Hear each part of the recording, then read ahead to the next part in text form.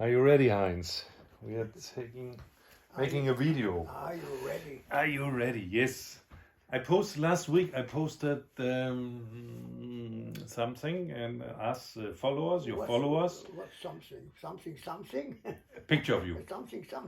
I posted a picture of you, and I told the people that your followers that I'm I going know here. this word something. Something. Yes, same.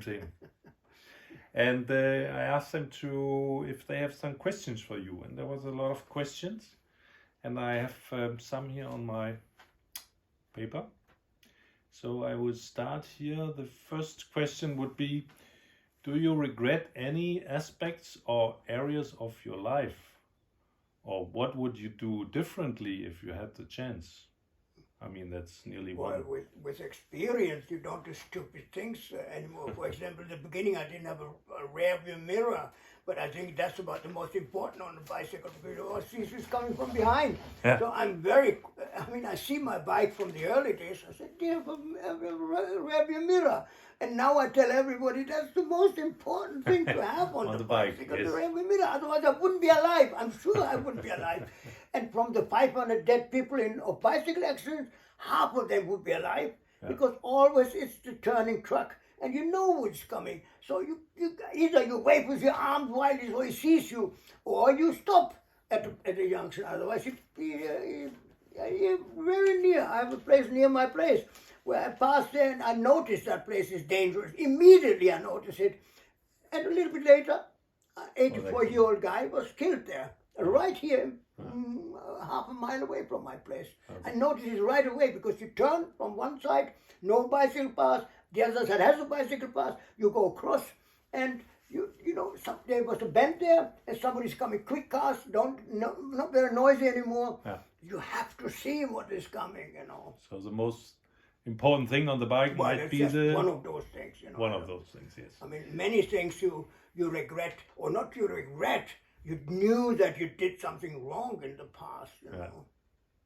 I mean, the one thing is a mirror, but like aspects For everything is something. you learn, and you have to be very specific about particular things, like the mirror, for example, like many other things, visas and stuff like that. You start early to every other traveler on the way you meet.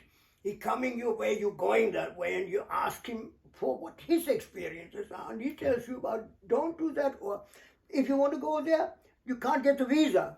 All this information. I mean, you ask an auto mechanic about the engine. He knows every part of the engine, and I have decided that the world and traveling is the thing that is and so I know all about it, and it enters my brain and it adds to the knowledge I already have. So it's experience. But you collect to it as you go, and things change. You know, The Lonely Planet, which is a helpful book, but it's 2-year-old, the information. So people come that way and you say, no, that's not existing anymore. You can forget about that. The hotel is very expensive now and stuff like that. You know? So more when on the countryside it's not so bad because somebody stops, invites you, or you have a tent where you can sleep in the night and so on. If you come to a big city, it's a bigger problem. So I knew maybe I had the advice of the Lonely Planet, for example. But in the beginning, any pension I see, I stop and I look, and it's cheaper and better than what is offered on the Lonely Planet. So I stay there. Yeah. So that's how I can. But it's all of it is past experiences that will eventually you learn do every day what you will do. You know, and the minute I talk now, I see my old stuff. Exactly, I didn't do that, you know, because so now you can advise somebody, but everybody really has to learn by himself. By mistake. It's not a mistake to make a mistake. It's a mistake to repeat a mistake. So that's what I usually say. You know? And sometimes you learn it the hard way. Sometimes. And you learn it the hard way. But that's what I mean. When you make a mistake, it's not a mistake. But as long as you're still alive. Yeah, that's right. Yeah. If you make a mistake on the truck runs you down, that's the end. A young couple started for honeymoon. Honeymoon. By bicycle from Jersey. Yeah. In Thailand, they didn't have a mirror. One idiot came and both of them dead. You know, it was just, I was arriving at the time when this happened, you know. That was the honeymoon. It was very good plan, but it ended very quickly. Yeah, that's sad. So it's better to always also to be slower than I'm always telling the bicycle is I let the bicycle do the work. I don't want to push the bike too much. Yeah, because it's the sportive aspect that most people have when they ride bicycles. Instead of just using the bicycle as you take it away, you load, and it goes by itself. As long as it keep going. If you don't keep it going, you fall down. It's like that, you know. So, but anyway, if you have some specific question, I can. Yeah, I will try. Specific answers. Here's one. Which region or their people impressed you the most? Surprised you or filled your heart?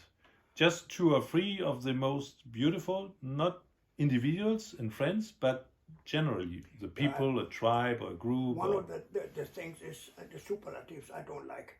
Anyone says the most, the best, the greatest, worst, and always people are like there is no such thing as the worst or the best, you know.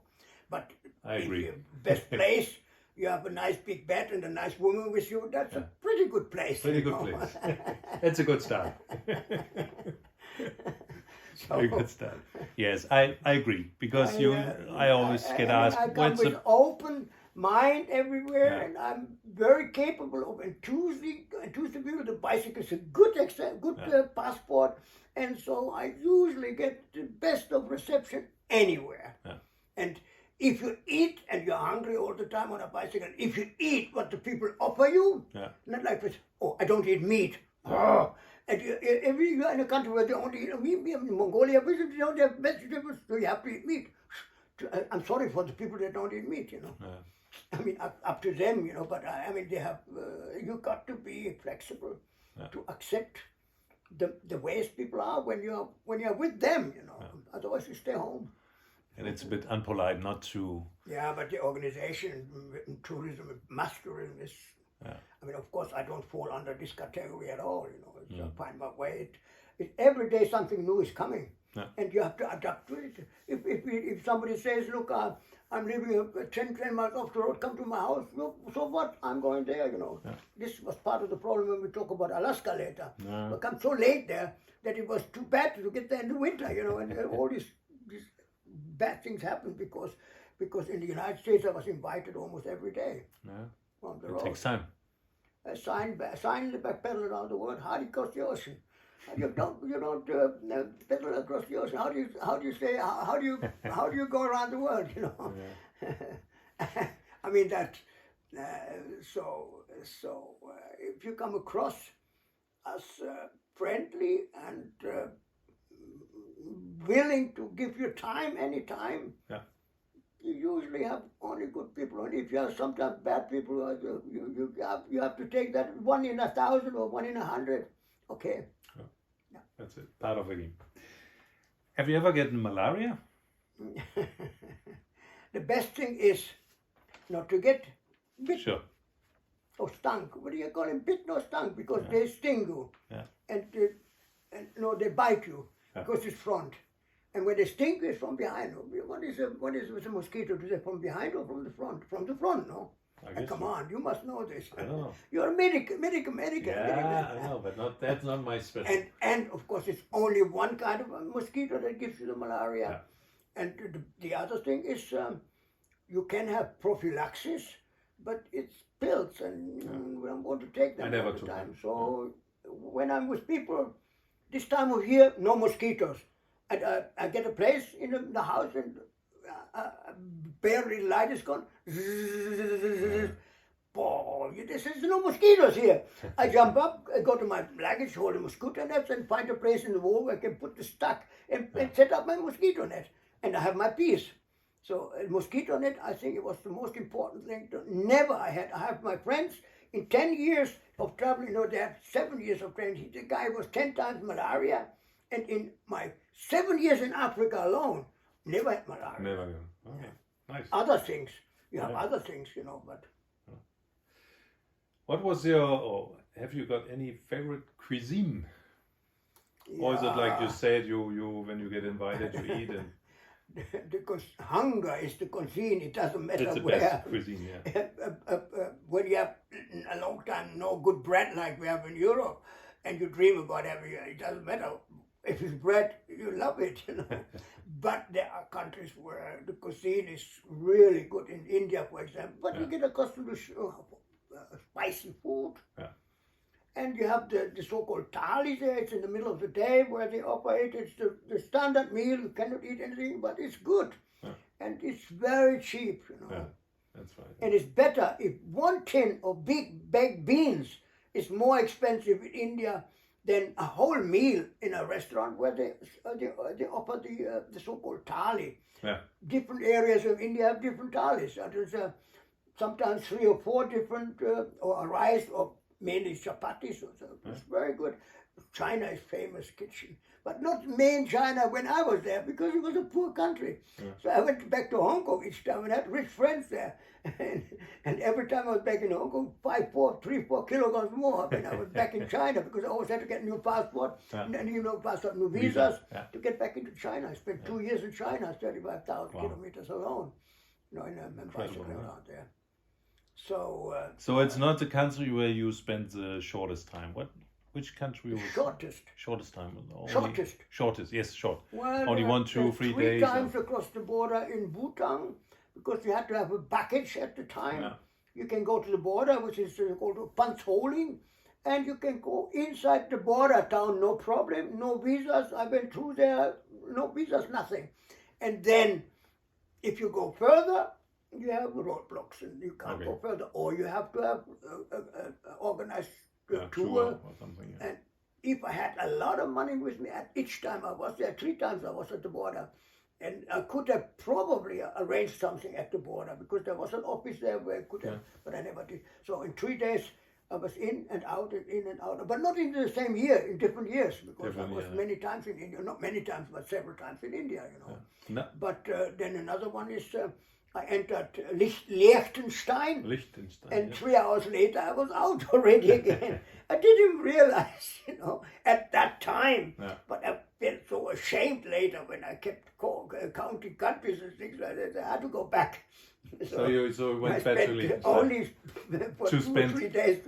I went to the mountains. It's actually very interesting there in the mountains, but not if you're on the main road. No. Badus, the capital, and then you're out already again, So those countries, and at one or the other time, I had only a stopover when I was making a flight through the Emirates and to the Gulf states, and you can come to the airport, you have to give your passport, and they gave you 72 hours or 96 hours. Okay. They kept the passport, but this was in the 70s, But later it was, and I've been in all of the Emirates since then, but that was the earlier ones.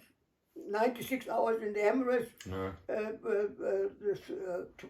Bahrain, you could stay like in 2 days or something like that at that time. But so those things, sometimes I had to leave Iran anyway, and there's a kind of a round trip flight that I had. Kuwait. Kuwait, you can go to the port city, I think it was Abadan, and you can get a boat there. Okay. And I stayed about a week in Kuwait, but I mean, it was dictatorial rules, even in those days, much worse than Saudi Arabia was not possible in those days, Later, I managed, through the help of the German embassy in Sanaa, that I got a visa for 30 days, so I went there in 1980, and 1981, 1981 Christmas, I was in Jeddah. For example. Let's see some other countries where I was only a short time. But then I have later, when I had done all the countries, then I was interested in all the regions and Commonwealths and associated states and the Department Outre-mer von den Franzosen. So I have about 100 more countries that are territories, not independent, but Well, Taiwan is not in the United Nations and is considered an independent country, although now it's a bit... Kind of. So, I mean, but usually, depending on the size of a country, if it's a small island, like the Caribbean countries, I spent a year and a half in all the Caribbean islands. Yeah. And I haven't been all to all of the islands, but all of the ones that are independent and the ones are overseas territories. For colonies, like the French islands, Martinique, Netherlands. Guadeloupe, and all the others. You know, I don't know, I haven't counted them. But islands I think of them over 300 islands. Okay, more questions. No. So one is asking if you like Guinness. Well, you have one picture where I sit in a bathtub. Have you seen that picture? I think so. And I have a Guinness in my hand, you know. I mean, Guinness is good for you. I see this. Look, I have an interesting story in Bangui, in West Africa. You have French countries. They don't have Guinness because English is Irish and it's English. And then you come to Banjul. Benin. Banjul is Gambia. Gambia. Yeah. And suddenly you see the sign, It's Guinness. Guinness on a tree. Immediately I wanted to have Guinness. There was a little bar down. I went down there, but there was no Guinness. And then I went back and I was stung by bees that come from a tree under the bunk. He was stung to bits, you know. And I was 2 days in hospital. Oh. Well, there was a German a doctor and a woman doctor. They were living there. Well, not living there, but Stayed there. Entwicklungshilfe. Yeah, NGO working for. Foreign aid, and I got some aid, treatment with them. That's Guinness, but all these slogans, Guinness is good for you. Yeah. My God, my goodness, my Guinness. You have that in countries, they know that. I have another question. Yes. Did you fall in love many times during your travel? If so, did you stay for a longer period with this selected one?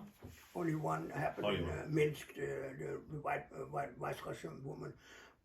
She always, every time I met her again, she said, "You, if you're not marrying me now, it's over." But I think what she thought was, this guy is riding around the world and all the time. I think he has money. Okay. But he's not telling me. Right. You know, and so I said, I'm money to marry, you know, she's lying, you know. So every time I was back in Minsk, she said, okay. Until the time when she said she found a businessman where she was interpreter, you know, we spoke English together. And that the interpreter was an Englishman, and he proposed to her, and that was it, you know. Okay. I was not very happy about it by that time, but anyway, but otherwise, you have some countries, white face, you have a chance to have a one-night stand. Oh, my God. Or 2 night to stands. pay. Or 2 night stands. There's Latin America is like that. And Asia, you know, it's, there's the sex business there. Of course, I don't like that very much at all. So when I was young, we wind up after being in a German club, for example, in South America. Yeah. After you drink, and then about 10 o'clock, what shall we do? They're going to the zona, what they call a zona. Zona? Okay. Zona Rosa. And there you sit there and drink beer. The price is the same like other places. You want to stay with a woman, you stay with a woman. Yeah. You know, but somebody has a car and he tells you by 2 o'clock, yes, let's go home. Just what an accident happened on the way back from a whorehouse back. He drove against a tree. I was 2 days unconscious. My lip was gone. Yeah, it's another one of those accidents that happened. Saved me right, they said. Why are you going to this place? So, but it's like with food, you know, you haven't got the food, it doesn't matter what, you're happy to have it, you know, sex is the same, it all comes back again. But unfortunately, that's not, I mean, or you got to travel with a woman, you know, maybe, but it's not the same, you know, it's very important for me to travel alone. Yeah. But you are never alone because you always meet other people. Yeah, of course. Yeah. So you never feel alone, it's like... But it's good to be alone because you make that more contact with people. And you can decide. People have more courage to talk to somebody. I'm small, I'm not dangerous looking. Hey, and I'm going to smile. That's a beautiful picture. Have you seen that picture where where a caricaturist one in Paris. Yes, yeah. I love that picture. Yeah. I put it on the Facebook. I had put it on. Okay. Border crossing. Somebody's asking for if you have maybe the most dangerous, epic, funniest. If they refuse to let you in, but I gotta go back. Guatemala one day because I only saw Moscow on my bicycle as the names on my bicycle, and it was, they have a problem with communism. Was this leftism? Okay. Yeah. They have had many years, and it was the government or it was military, and so they were against the communism, so they didn't let me in. And I had to go back, and then I had the accident when we went to it. This guy drove against a tree, in Salvador it was. Yeah. And so borders, usually when you come by bike, and they're very friendly, and they collect money even for you. Imagine that on the border, they will give you money, it just happened regularly to me. And they just said, oh, it's getting dark, hey, you can stay here. It was by bicycle. Now it's different because all the people on bicycles have money and have expensive bikes, and they can be stopped easily. A car is not so easy to stop, No, that's right. Yeah. But in the old days, they stopped cars and barricading, and the bicycle would be no bicycle. Or they invited me. The boat bounty that they took from the car when sometimes it was drink, and they had to give something to let them go. And so I would stop with them and have a drink with them. It happened in middle of the bush in Africa. You see two policemen standing on the road. They look at the car. If it's a government car, buy. If it's not, stop them. Commercial.